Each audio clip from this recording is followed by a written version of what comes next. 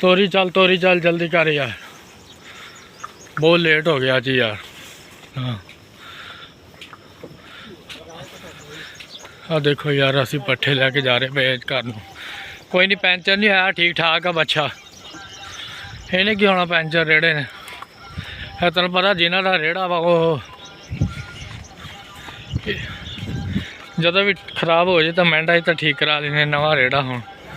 हुण काई टेंशन आ, हुण काई टेंशन आ।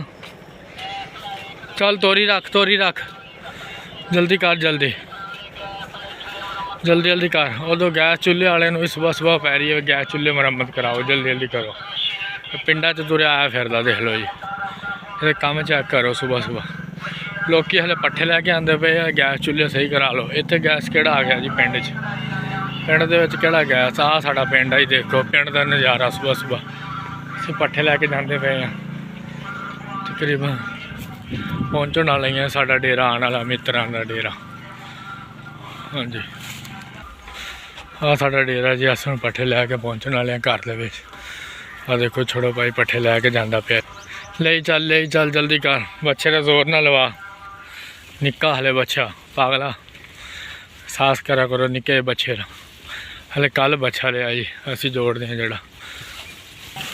अगर मेरा व्लॉग अच्छा लगे लाइक शेयर ज़रूर करना। पिंड वालियां नूं साडा पिंड का नज़ारा देखो जी।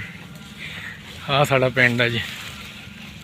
लिया जल्दी कर, थोड़ी दूर ही रह गया। शाबाश इहनूं कहो। हाँ जी, देखो यार किन्नी गर्मी दे विच पट्ठे लियाने सौखे आ। आही साडा धंधा जी। साडा डेरा आ गया जी। अस हुण तकरीबन पहुँच गए हैं।